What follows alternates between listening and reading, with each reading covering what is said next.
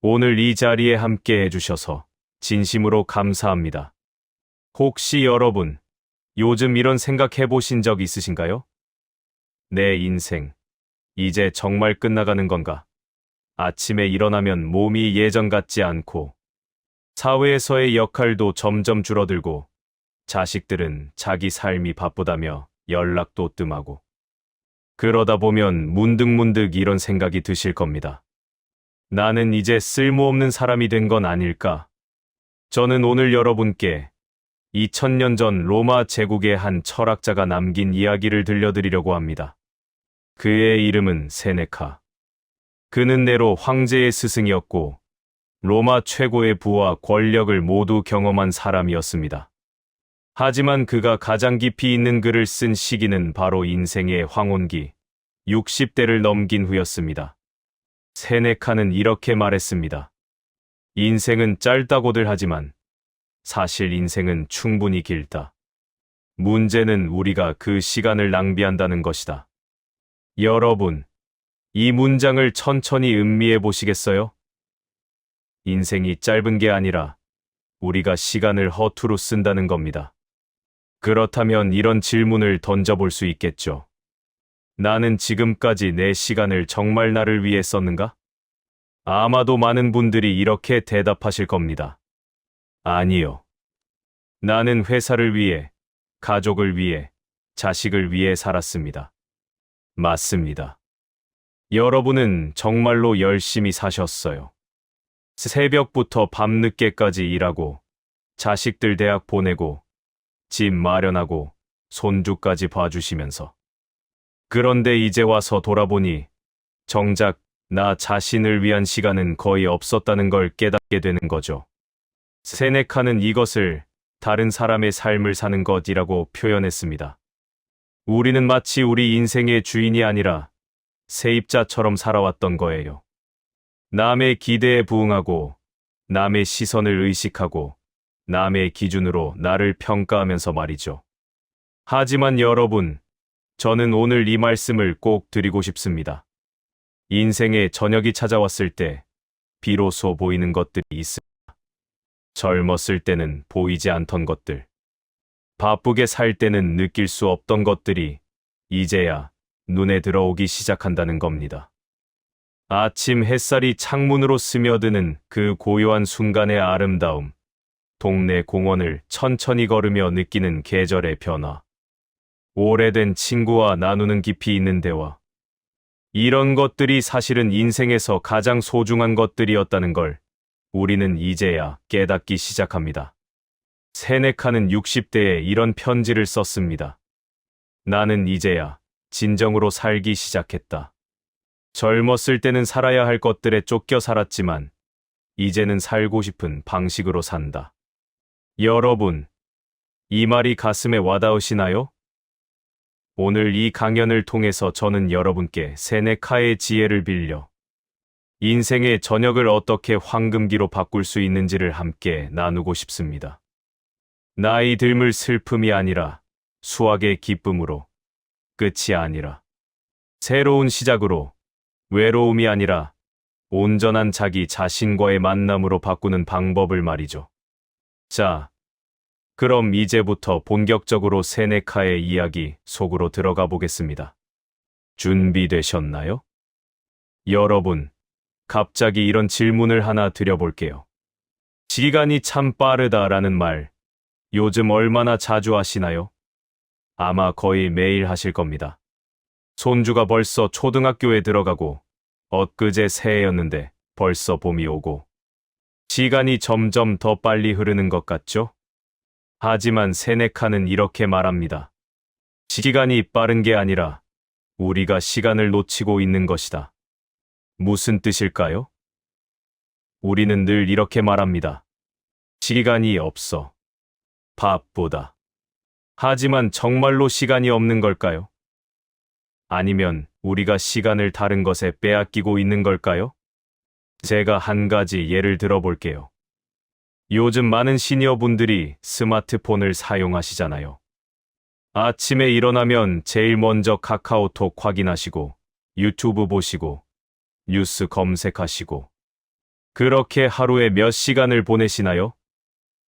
어떤 분들은 3시간, 4시간, 심지어 5시간 이상 보내시기도 합니다. 저는 이것이 나쁘다고 말하려는 게 아닙니다. 다만 세네카라면 이렇게 물었을 겁니다. 그 시간 동안 당신은 정말로 당신의 삶을 살았습니까? 아니면 다른 사람의 삶을 구경만 했습니까? 세네카가 살았던 로마 시대에도 똑같은 문제가 있었습니다. 당시 로마 귀족들은 매일같이 연회에 참석하고 검투사 경기를 보러 가고 정치 소문을 듣고 퍼뜨리는 데 하루를 보냈어요. 그들은 늘 바쁘다고 했지만 정작 자기 자신을 위한 시간은 없었습니다. 세네카는 이런 사람들을 보며 이렇게 말했습니다. 그들은 산 것이 아니라 살아가는 중이었을 뿐이다. 그들의 인생은 아직 시작되지도 않았는데 벌써 끝나버렸다. 여러분, 이 말이 무섭지 않으세요? 우리가 60년, 70년을 살았는데 정작 우리 자신을 위해 산 시간은 얼마나 될까요? 자, 여기서 세네카가 던지는 가장 중요한 질문이 있습니다. 당신은 죽음을 향해 가고 있다고 생각하는가? 그렇다면 당신은 틀렸다. 당신은 이미 지나온 과거 속에 죽음을 쌓아두고 있을 뿐이다. 이 문장이 조금 어렵게 느껴지실 수 있어요. 제가 쉽게 풀어볼게요. 우리는 늘 앞으로 얼마나 살 수 있을까를 걱정합니다. 60대면 20년, 70대면 10년, 이런 식으로 남은 시간을 계산하죠. 하지만 세네카는 이렇게 말합니다. 중요한 건 앞으로 얼마나 살 것인가가 아니라 지금까지 얼마나 제대로 살았는가다. 왜냐하면 이미 지나간 시간은 다시 오지 않기 때문입니다. 어제는 죽은 것이고, 지난주는 죽은 것이고, 작년도 죽은 겁니다. 우리가 헛되이 보낸 그 모든 시간들은 이미 우리 삶에서 사라진 거예요. 그런데 많은 분들이 이렇게 생각하십니다. 나는 이미 늙었으니까 이제 무슨 의미가 있겠어. 하지만 세네카는 정반대로 말합니다. 당신이 진정으로 살기 시작하기에 너무 늦은 나이란 없다. 문제는 나이가 아니라 당신이 시간을 어떻게 사용하느냐다. 실제로 세네카 자신도 60대가 넘어서야 가장 위대한 철학 저작들을 썼습니다. 그는 젊었을 때는 권력과 부를 쫓아 바쁘게 살았지만 나이가 들어서야 비로소 진짜 중요한 것이 무엇인지 깨달았던 거죠. 그렇다면 구체적으로 어떻게 해야 할까요? 세네카는 우리에게 3가지 방법을 제시합니다. 첫째, 과거를 붙잡지 마라.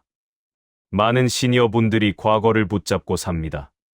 젊었을 때는 내가 이랬는데, 예전에는 내가 저랬는데. 하지만 과거는 이미 죽은 시간입니다. 아무리 그리워해도 돌아오지 않아요. 세네카는 이렇게 말합니다. 과거를 후회하는 것은 이미 떠나간 배를 붙잡으려는 것과 같다. 우리는 과거의 영광이나 후회에 매달리는 대신 지금 이 순간을 온전히 살아야 합니다. 어떤 분은 이렇게 말씀하실 수 있어요. 하지만 과거의 추억은 소중하잖아요. 맞습니다. 추억은 소중합니다. 하지만 추억을 음미하는 것과 과거에 사로잡히는 것은 다릅니다. 추억을 음미한다는 것은 과거를 아름답게 기억하면서도 현재를 살아가는 것입니다. 반면 과거에 사로잡힌다는 것은 그때가 좋았는데 지금은 아무것도 아니야 라며 현재를 부정하는 거예요. 둘째, 미래를 두려워하지 마라. 많은 분들이 미래를 걱정합니다. 내가 아프면 어떡하지? 돈이 부족하면 어떡하지? 자식들에게 짐이 되면 어떡하지? 이런 걱정들로 현재를 소진시킵니다. 세네카는 이렇게 말합니다. 미래를 걱정하는 사람은 2번 고통받는다. 한 번은 상상으로, 한 번은 실제로. 생각해 보세요. 여러분이 걱정하는 일들 중에서 실제로 일어나는 일이 얼마나 될까요? 통계적으로 우리가 걱정하는 일의 85%는 실제로 일어나지 않는다고 합니다. 그런데 우리는 그 일어나지도 않을 일들을 걱정하느라 오늘을 낭비하고 있는 거예요. 물론 미래를 준비하는 것은 중요합니다. 건강 관리도 해야 하고 재정 계획도 세워야죠. 하지만 준비와 걱정은 다릅니다. 준비는 현재에 할 수 있는 최선을 다하는 것이고, 걱정은 아직 오지 않은 미래를 두려워하며 현재를 망치는 겁니다. 셋째, 현재를 온전히 소유하라. 이게 가장 중요합니다. 세네카는 이렇게 말합니다. 우리에게 진짜로 속한 시간은 지금뿐이다. 과거는 이미 갔고 미래는 아직 오지 않았다. 오직 현재만이 우리 것이다. 그렇다면 어떻게 현재를 온전히 소유할 수 있을까요? 세네카는 구체적인 방법을 제시합니다. 매일 저녁, 자기 전에 자신에게 물어보세요. 오늘 하루 동안 나는 정말로 나를 위해 무엇을 했는가? 드라마를 봤다고요? 그래서 마음이 풍요로워졌나요? 아니면 그냥 시간이나 때웠나요? 친구를 만났다고요? 진심 어린 대화를 나눴나요? 아니면 남 얘기나 하고 왔나요? 책을 읽었다고요? 정말로 무언가를 배웠나요? 아니면 그냥 글자를 훑었을 뿐인가요? 이렇게 질문하다 보면 우리가 얼마나 많은 시간을 그냥 보내는지 깨닫게 됩니다. 세네카는 이것을 무의식의 시간이라고 불렀습니다. 살아있지만 살지 않는 시간. 시간은 흐르지만 아무것도 남지 않는 시간 말이죠. 제가 아는 한 어르신 이야기를 해드릴게요. 그분은 70대 중반이신데 매일 아침 6시에 일어나서 동네 공원을 산책하십니다. 그런데 그분의 산책은 남다릅니다. 그냥 걷는 게 아니라 하나하나를 의식하며 걷는 거예요. 오늘 바람이 어제보다 따뜻하네. 저 나무에 새싹이 돋기 시작했구나. 저기 벤치에 앉아 계신 저 할아버지는 오늘 표정이 좋으시네.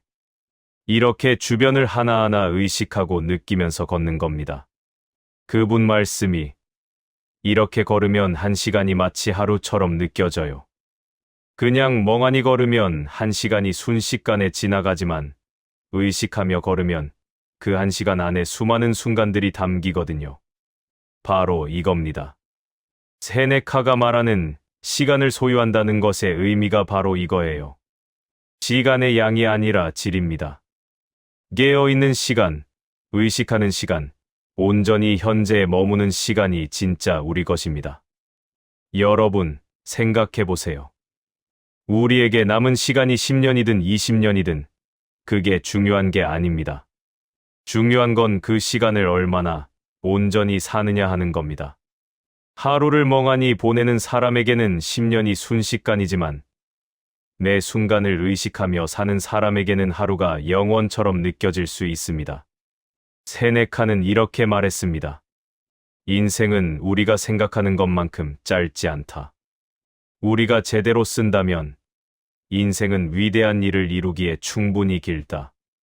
여러분, 60대든 70대든 80대든 아직 늦지 않았습니다.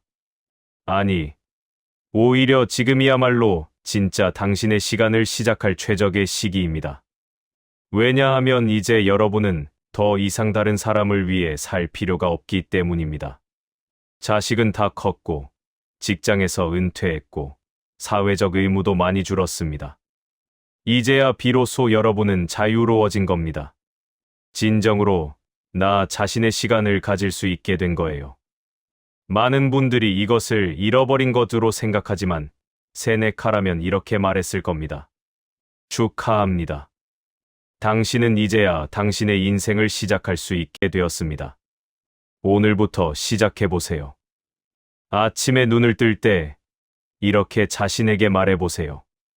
오늘 하루는 내게 주어진 선물이다. 이 시간을 온전히 내 것으로 만들겠다. 그리고 잠들기 전에는 이렇게 물어보세요. 오늘 나는 정말로 살았는가? 이것이 바로 세네카가 말하는 시간의 재발견입니다. 시간은 흘러가는 것이 아니라 우리가 만들어가는 것입니다. 남은 시간을 세는 게 아니라 매 순간을 채워가는 것이죠. 자, 이제 두 번째 이야기로 넘어가 보겠습니다. 여러분, 솔직하게 한번 생각해 보세요. 요즘 화가 나거나 답답한 일이 얼마나 자주 있으신가요? 자식이 전화를 안 받을 때, 며느리나 사위가 본인 마음대로 안 움직일 때, 병원에서 한참을 기다릴 때, 관공서에서 서류 하나 때문에 이리저리 왔다 갔다 해야 할 때, 그럴 때마다 가슴이 답답하고 화가 치밀어 오르시죠. 어떤 분들은 이렇게 말씀하세요. 나이 들면서 성격이 더 까칠해진 것 같아요. 예전엔 참았는데 요즘은 작은 일에도 짜증이 나요. 세네카는 바로 이 문제에 대해 평생을 연구한 사람입니다. 그는 화에 대하여 데 아이러라는 책을 쓰면서 이렇게 말했습니다. 화는 잠깐의 광기다. 화를 내는 순간 우리는 우리 자신을 잃어버린다. 여러분, 화를 내고 난 후에 후회해 보신 적 있으시죠? 내가 왜 그랬을까? 괜히 소리를 질렀네. 그런데 그 순간엔 참을 수가 없잖아요. 마치 뭔가가 나를 조종하는 것처럼 감정이 폭발해버리는 겁니다. 세네카는 이것을 매우 위험한 일이라고 봤습니다. 왜냐하면 화를 낼 때 우리는 우리 인생의 주인이 아니기 때문입니다. 감정이라는 폭군에게 지배당하는 노예가 되는 거죠. 그렇다면 어떻게 해야 할까요? 세네카는 우리에게 스토아 철학의 지혜를 전해줍니다. 스토아 철학의 핵심은 간단합니다. 우리가 통제할 수 있는 것과 통제할 수 없는 것을 구분하라. 제가 구체적인 예를 들어볼게요. 어느 날 아침, 여러분이 손주를 봐주기로 했는데 며느리가 갑자기 전화를 해서 이렇게 말합니다. 어머님, 죄송한데 오늘은 제가 회사에 급한 일이 생겨서 평소보다 2시간 늦게 데리러 갈 것 같아요. 이럴 때 보통 어떤 반응들이 나올까요? 아니, 나도 약속이 있는데 맨날 이래. 나를 뭐로 보는 거야? 화가 납니다. 기분이 상합니다. 며느리에게 서운한 마음이 듭니다. 그래서 결국 날이 서서 전화를 끊고 하루 종일 기분이 안 좋습니다. 하지만 세네카라면 이렇게 질문했을 겁니다. 그래서 당신의 화가 상황을 바꾸었습니까? 며느리는 여전히 2시간 늦게 올 겁니다.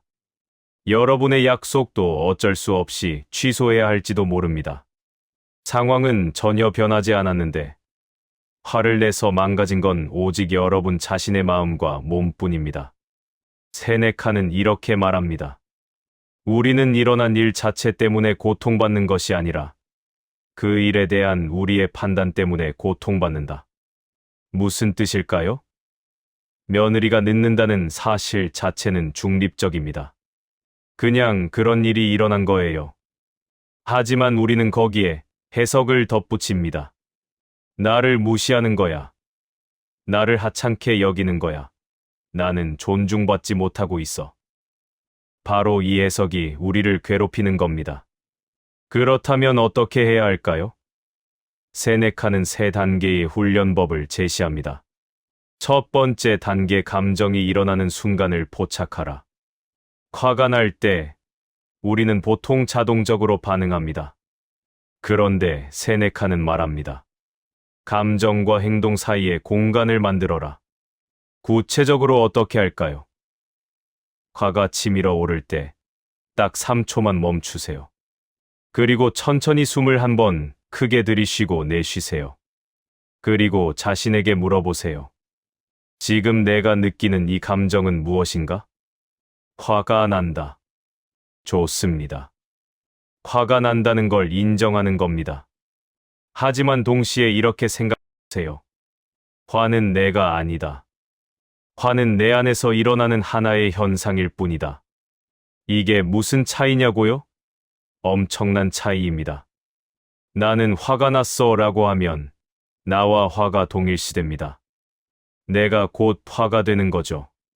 하지만 내 안에서 화라는 감정이 일어나고 있네 라고 하면 나는 화를 관찰하는 사람이 됩니다. 화에 휘둘리지 않고 화를 바라보는 거예요. 세네카 자신도 이렇게 했습니다. 그는 매일 밤 자기 전에 하루를 돌아보며 이렇게 적었습니다. 오늘 나는 어떤 순간에 화가 났는가? 그때 내 몸은 어떤 반응을 보였는가? 내 목소리는, 내 표정은. 이렇게 감정을 관찰하다 보면 점점 감정이 일어나는 패턴이 보이기 시작합니다. 아, 나는 무시당한다고 느낄 때 특히 화가 나는구나. 나는 통제력을 잃었다고 느낄 때 불안해지는구나. 이런 걸 알게 되는 거죠. 두 번째 단계에 통제할 수 있는 것과 없는 것을 구분하라. 세네카는 이렇게 말합니다.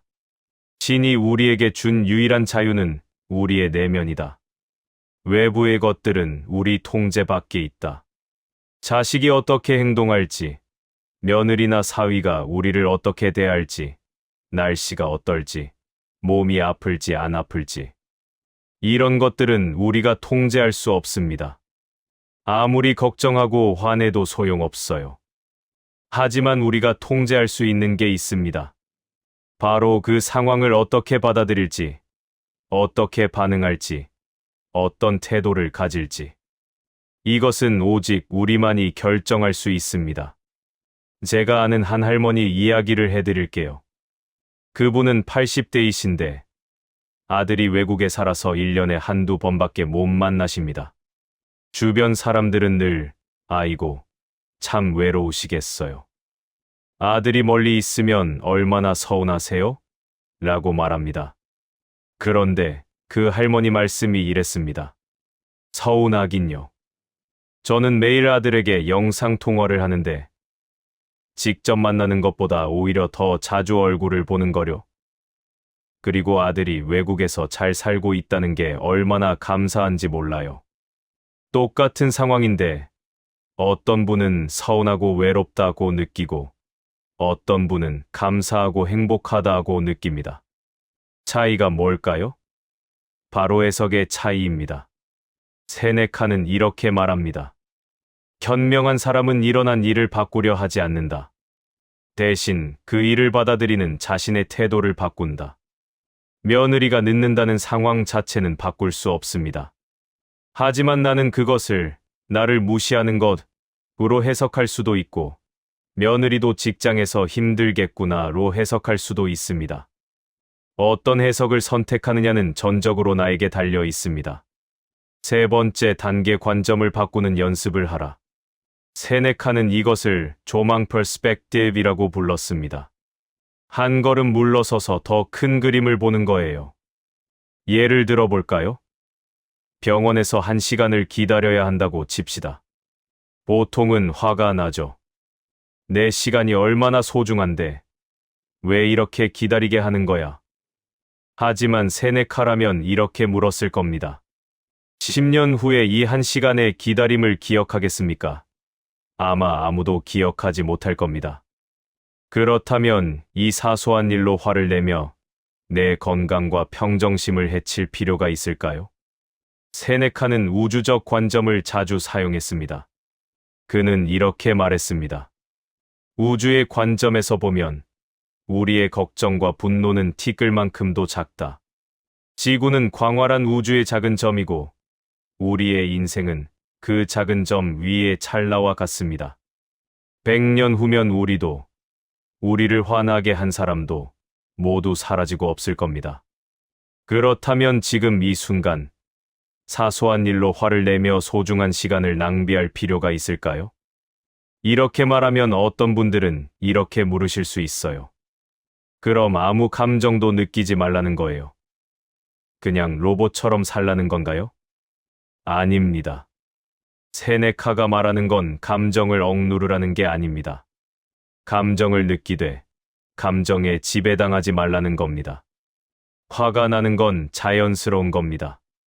슬픈 것도 불안한 것도 자연스럽습니다. 하지만 그 감정 때문에 나를 잃어버리고 다른 사람을 해치고 나 자신을 괴롭히는 것은 현명하지 못합니다. 세네카는 이렇게 비유했습니다. 감정은 파도와 같다. 파도가 일어나는 것을 막을 수는 없지만 파도에 휩쓸려 익사할지 아니면 파도 위에 떠 있을지는 선택할 수 있다. 이제 조금 더 구체적인 상황으로 들어가 볼까요? 시니어 분들이 가장 자주 겪으시는 감정적 어려움들을 세네카의 지혜로 어떻게 다룰 수 있을까요? 상황 1. 자식에 대한 서운함. 많은 부모님들이 이런 말씀을 하세요. 내가 저렇게 키워놨더니 이제 자기 살기 바빠서 나는 뒷전이야. 세네카는 이렇게 말합니다. 우리는 다른 사람이 우리에게 빚졌다고 생각하는 순간부터 불행해진다. 자식을 키운 건 사실입니다. 많은 희생을 했습니다. 하지만 그것은 우리가 선택한 일입니다. 자식이 우리에게 보답할 의무가 있다고 생각하는 순간, 우리는 끊임없이 실망하게 됩니다. 대신 이렇게 생각해 보세요. 나는 자식을 키우면서 부모라는 역할을 통해 성장했다. 그 자체로 의미 있는 일이었다. 자식이 이제 독립해서 자기 삶을 살고 있다면 내 역할을 잘 마친 것이다. 자식이 연락하면 기쁘게 받고 연락이 없어도 자식이 잘 살고 있다는 것에 감사하는 겁니다. 기대가 줄어들면 서운함도 줄어듭니다. 상황 2. 몸이 말을 안 들을 때의 좌절감. 60대, 70대가 되면 몸이 예전 같지 않습니다. 계단 오르기도 힘들고 무릎도 아프고 기억력도 떨어집니다. 이럴 때 많은 분들이 좌절하고 우울해지십니다. 세네카는 이렇게 말합니다. 우리 몸은 빌려 쓰는 것이다. 언젠가는 돌려줘야 한다. 우리는 몸을 내 것이라고 생각합니다. 하지만 사실 몸은 우리가 잠시 사용하는 것일 뿐입니다. 태어날 때 받았고 죽을 때 돌려줘야 하는 것이죠. 젊었을 때는 몸이 잘 작동했습니다. 그것에 감사했나요? 아마 당연하게 여겼을 겁니다. 이제 몸이 예전 같지 않다면 그것도 자연스러운 과정입니다. 대신 이렇게 생각해 보세요. 이 몸이 60년, 70년 동안 나를 잘 섬겨주었구나. 고마운 일이지. 그리고 지금도 이 몸이 할 수 있는 것들에 집중하세요. 계단을 빨리 못 올라가도 산책은 할 수 있습니다. 기억력이 예전 같지 않아도 새로운 것을 배울 수는 있습니다.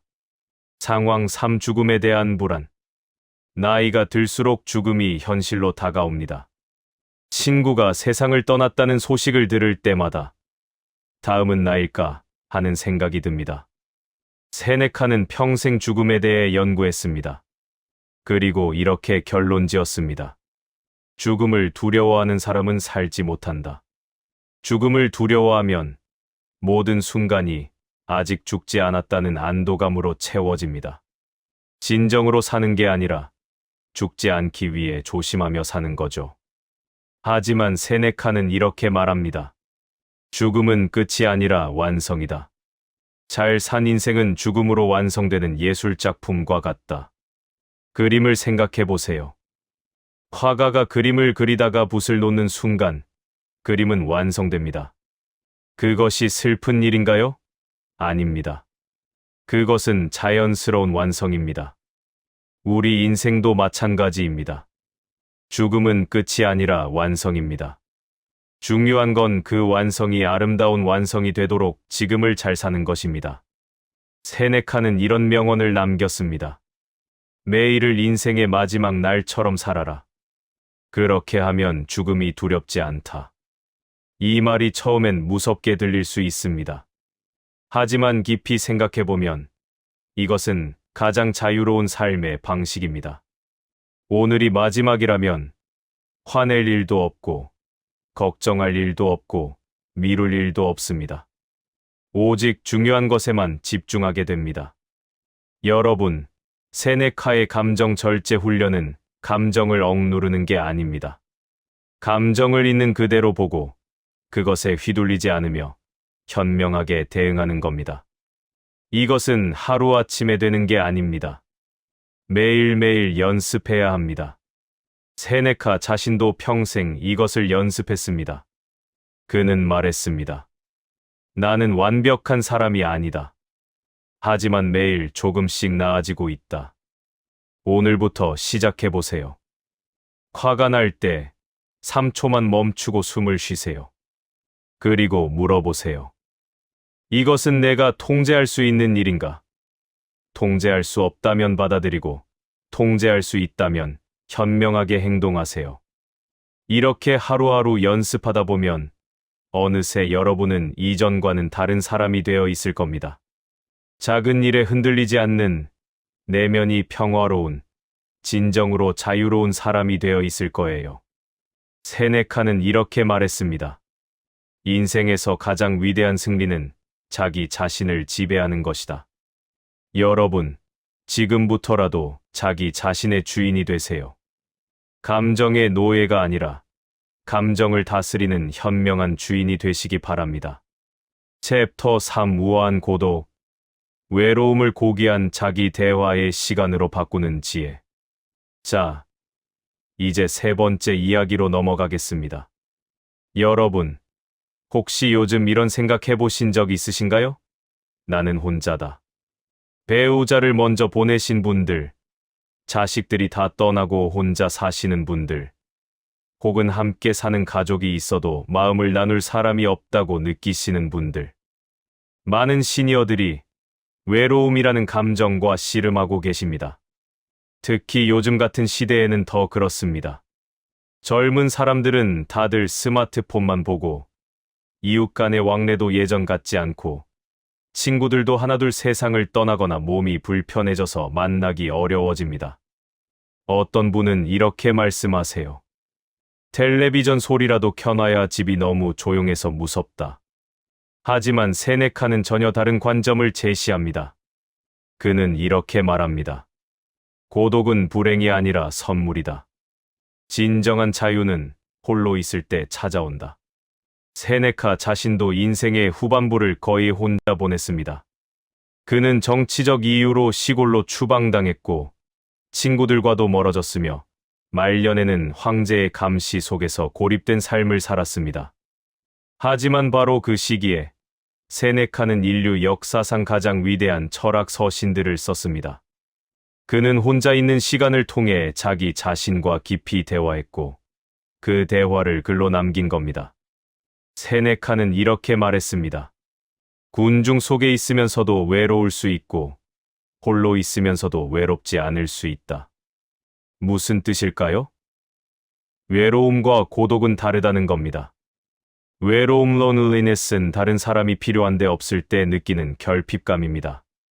반면 고독 solitude는 홀로 있음을 선택하고 그 시간을 온전히 자기 자신과 함께하는 것입니다.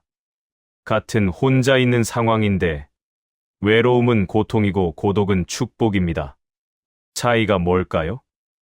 바로 태도의 차이입니다. 제가 한 가지 예를 들어볼게요. 두 분의 할머니가 계십니다. 둘 다 혼자 사십니다. 한 분은 매일 아이고 외로워 죽겠네. 누가 좀 찾아와 줬으면 하며 하루를 보냅니다. 창밖만 바라보고 전화만 기다리고 시간이 빨리 가기만 바랍니다. 다른 한 분은 아침에 일어나서 커피를 천천히 내려 마시며 창밖의 풍경을 감상합니다. 그리고 좋아하는 음악을 틀어놓고 오래전에 쓰다만 회고록을 꺼내 조금씩 써 내려갑니다. 점심 후에는 동네를 산책하고 저녁에는 관심 있던 온라인 강의를 듣습니다. 똑같이 혼자 있지만 한 분은 외로움 속에서 고통받고 다른 한 분은 고독 속에서 충만함을 느낍니다. 세네카는 이렇게 말합니다. 혼자 있는 것을 두려워하는 사람은 자기 자신과 함께 있는 것을 견디지 못하는 사람이다. 이 말이 조금 따끔하게 들릴 수 있어요. 하지만 세네카가 하고 싶은 말은 이겁니다. 우리가 외로움을 느끼는 진짜 이유는 다른 사람이 없어서가 아니라 우리가 우리 자신과 친구가 되지 못했기 때문이라는 거죠. 평생 동안 우리는 너무 바쁘게 살았습니다. 일하고, 가족 돌보고, 사회적 역할 수행하고. 그러다 보니 정작 나 자신과는 제대로 만나본 적이 없습니다. 나는 누구인지, 무엇을 진짜 좋아하는지, 어떤 생각을 하는지, 이런 것들을 깊이 탐구해 본 적이 없는 거예요. 그래서 갑자기 혼자가 되면 낯선 사람과 단둘이 갇힌 것 같은 불편함을 느낍니다. 그 낯선 사람이 바로 나 자신인데도 말이죠. 세네카는 우리에게 자기 대화 self-conversation의 기술을 가르쳐 줍니다. 이것은 단순히 혼잣말을 하는 게 아닙니다. 진지하고 깊이 있는 내면의 대화를 나누는 겁니다. 구체적으로 어떻게 할까요?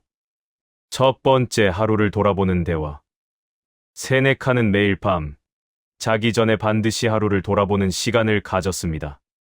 그는 이렇게 자신에게 물었습니다. 오늘 나는 어떤 사람이었는가? 나는 어떤 행동을 했고, 그것은 옳았는가? 어떤 순간에 화가 났고, 그것은 정당했는가? 누군가에게 친절했는가? 아니면 무심했는가? 이런 질문들을 통해 세네카는 하루를 단순히 지나간 시간이 아니라 의미 있는 경험으로 만들었습니다. 여러분도 한번 해보세요. 잠들기 전 10분만 조용히 앉아서 오늘 하루를 떠올려 보는 겁니다. 마치 영화를 돌려보듯이 말이죠.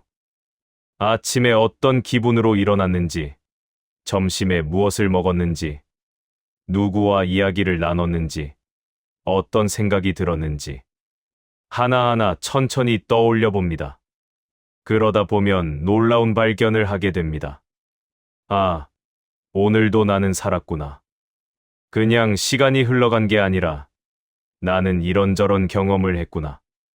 이렇게 의식하게 되는 거죠. 어떤 할아버지는 이것을 하루 일기로 쓰신답니다. 간단하게 한 줄만이라도 쓰는 거예요. 오늘은 날씨가 좋아서 공원을 30분 걸었다. 마음이 상쾌했다. 이렇게요. 나중에 그 일기를 읽어보면 자기가 생각했던 것보다 훨씬 풍성한 삶을 살았다는 걸 깨닫게 됩니다. 두 번째, 인생을 돌아보는 대화. 세네카는 이렇게 말했습니다. 삶을 돌아보지 않는 삶은 살 가치가 없다. 나이가 들면 자연스럽게 과거를 회상하게 됩니다. 많은 분들이 이것을 부정적으로 생각하세요. 나이 들어서 옛날 얘기만 하면 안 되지. 하지만 세네카는 이것을 매우 중요한 일이라고 봤습니다. 단, 방식이 중요합니다. 그냥 옛날이 좋았는데 라며 과거를 그리워만 하는 게 아니라 과거를 통해 배우는 거예요. 자신에게 이렇게 물어보세요. 내 인생에서 가장 행복했던 순간은 언제였나? 그때 나를 행복하게 만든 것은 무엇이었나? 내가 가장 힘들었던 시기는 언제였고, 어떻게 그것을 이겨냈나? 나는 어떤 실수를 했고, 거기서 무엇을 배웠나? 이런 질문들을 통해 우리는 우리 인생의 의미를 발견하게 됩니다. 세네카는 이것을 인생의 수확이라고 불렀습니다. 농부가 한 해 동안 농사를 짓고 가을에 수확을 하듯이 우리도 인생을 살고 이제 그 의미를 수확할 때가 온 겁니다. 제가 아는 한 할아버지는 자서전을 쓰고 계세요. 전문 작가처럼 잘 쓰시는 건 아니지만 자기 인생을 정리하는 작업을 하시는 거죠. 그분 말씀이 이렇게 쓰다 보니까 내 인생이 생각보다 훨씬 의미 있었다는 걸 알게 됐어요. 그리고 나를 더 잘 이해하게 됐고요. 꼭 글로 쓰지 않아도 됩니다. 마음속으로 정리하는 것만으로도 충분합니다. 중요한 건 자기 인생을 돌아보며 그 속에서 지혜를 발견하는 겁니다. 세 번째, 철학적 대화. 세네카는 고독한 시간을 위대한 사상가들과의 대화 시간으로 활용했습니다. 그는 책을 읽으며 소크라테스, 플라톤, 에피쿠로스 같은 철학자들과 대화를 나눴습니다. 여러분도 할 수 있습니다. 책을 읽으면서 이 저자는 왜 이렇게 생각했을까? 나는 이것에 동의하는가? 내 경험에 비춰보면 어떤가? 이렇게 질문하며 읽는 거예요. 그러면 책을 읽는 것이 단순히 시간을 때우는 행위가 아니라 깊은 사색의 시간이 됩니다. 어떤 분들은 이렇게 말씀하세요. 나이가 들어서 책을 읽으면 금방 잊어버려요. 괜찮습니다. 중요한 건 내용을 외우는 게 아니라 읽는 동안 생각하는 겁니다. 세네카는 이렇게 말했습니다. 많은 책을 읽는 것보다 한 권의 책을 깊이 읽는 것이 낫다. 한 페이지를 읽더라도 천천히 음미하며 읽으세요. 그리고 멈춰 생각해 보세요. 이것이 내 삶에 어떤 의미가 있을까? 그러면 혼자 있는 시간이 지루한 시간이 아니라 가장 풍요로운 시간이 됩니다. 네 번째, 창조적 대화. 세네카는 고독한 시간에 글을 썼습니다. 그것이 그의 가장 위대한 유산이 되었죠. 여러분도 무언가를 창조해 보세요. 꼭 글이 아니어도 됩니다. 그림을 그려도 되고, 시를 써도 되고, 노래를 불러도 되고, 뜨개질을 해도 되고, 정원을 가꿔도 됩니다. 중요한 건 만드는 행위 그 자체입니다. 무언가를 만들 때 우리는 단순히 시간을 보내는 게 아니라 시간을 채우는 겁니다. 한 할머니는 손주들에게 줄 인형을 손뜨개로 만드신답니다. 한 분은 자기가 살아온 동네의 옛날 사진들을 모아서 앨범을 만드세요. 또 한 분은 집 앞 작은 텃밭에 상추와 고추를 키우십니다. 이런 활동들은 생산적이라는 의미에서 중요한 게 아닙니다. 이런 활동들을 통해 우리가 존재의 의미를 느끼기 때문에 중요한 겁니다. 세네카는 이렇게 말했습니다. 인간은 무언가를 창조할 때 가장 인간다워진다. 여러분, 혼자 있는 시간에 무엇인가를 만들어 보세요. 그것이 아무리 작고 보잘것없어 보여도 괜찮습니다. 중요한 건 여러분이 창조자가 되는 경험입니다. 이제 조금 더 실제적인 이야기를 해볼까요? 어떻게 하면 외로움을 고독으로 바꿀 수 있을까요? 실천법 1. 하루 중 고독의 시간을 정하라. 많은 분들이 혼자 있는 시간을 피하려고 합니다. 텔레비전을 켜놓고 라디오를 틀어놓고 끊임없이 자극을 찾습니다. 왜냐하면 고요함이 무섭기 때문이죠. 하지만 세네카는 정반대를 권합니다. 의도적으로 고독의 시간을 만들라는 겁니다. 하루에 30분만이라도 아무것도 하지 않고 조용히 앉아 있는 시간을 가져보세요. 처음에는 불편할 겁니다. 온갖 생각이 다 들고 안절부절 못하게 됩니다. 하지만 매일 계속하다 보면 점점 그 시간이 편해집니다.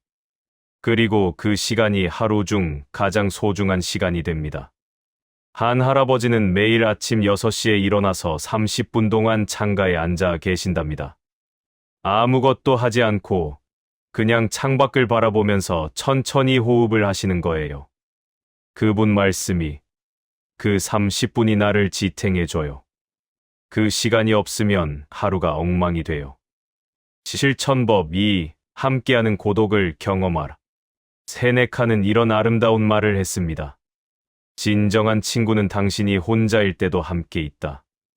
물리적으로 혼자 있어도 마음속에 사랑하는 사람들을 품을 수 있습니다. 세네카는 먼저 세상을 떠난 친구들을 매일 떠올렸습니다. 그들과 대화하고 그들이라면 어떻게 했을지 생각했습니다.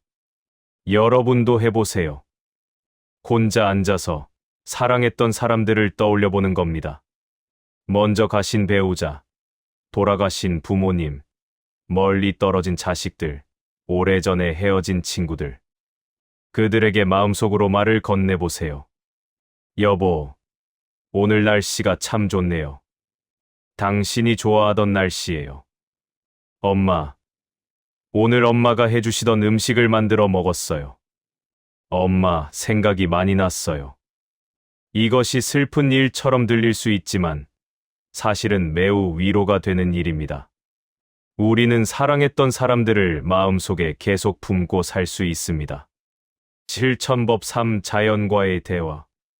세네카는 자연을 위대한 스승이라고 불렀습니다. 자연은 말이 없지만 우리에게 많은 것을 가르쳐 준다는 거예요. 혼자 산책을 나가보세요. 그리고 주변을 관찰하세요.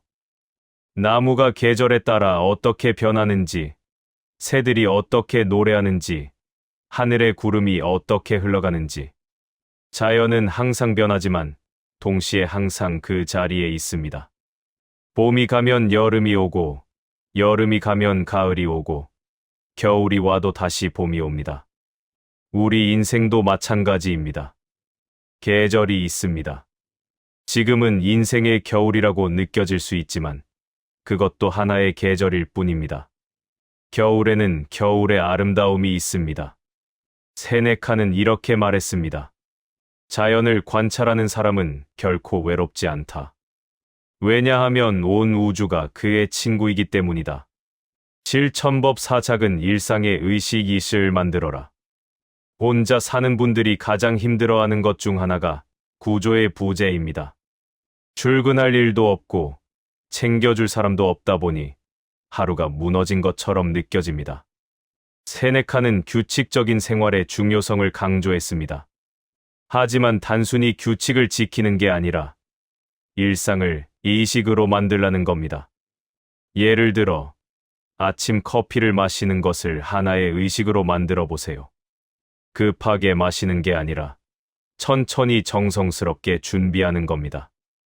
원두를 갈고 물을 끓이고 천천히 내리고 좋아하는 잔에 따르고 창가에 앉아서 음미하며 마시는 거예요. 이렇게 하면 커피 한 잔이 단순히 음료가 아니라 경험이 됩니다. 하루의 시작을 알리는 소중한 의식이 되는 거죠. 저녁 식사도 마찬가지입니다. 혼자라고 해서 대충 때우지 마세요. 작은 상이라도 정성스럽게 차려보세요. 좋아하는 그릇에 담고 예쁘게 배치하고 감사하는 마음으로 먹는 겁니다. 세네카는 이렇게 말했습니다. 삶은 거창한 순간들로 이루어진 게 아니라 작은 순간들의 축적이다. 여러분, 마지막으로 제가 꼭 드리고 싶은 말씀이 있습니다. 고독은 두려워할 것이 아닙니다. 고독은 우리에게 주어진 가장 큰 선물입니다. 평생 동안 우리는 다른 사람들의 목소리를 들으며 살았습니다. 이제야 비로소 우리 자신의 목소리를 들을 수 있게 된 겁니다. 세네카는 말했습니다. 홀로 있을 수 있는 능력은 위대함의 표시다. 여러분이 혼자 있을 수 있다는 것은 여러분이 강하다는 증거입니다. 여러분이 온전한 인격체라는 증거입니다. 다른 사람 없이도 존재할 수 있는 완전한 한 사람이라는 증거입니다. 외로움을 느낄 때 이것을 결핍이 아니라 초대로 받아들이세요. 나 자신과 깊이 만날 수 있는 초대, 진정한 나를 발견할 수 있는 초대로 말이죠. 세네카의 마지막 말을 전하며 이 장을 마치겠습니다.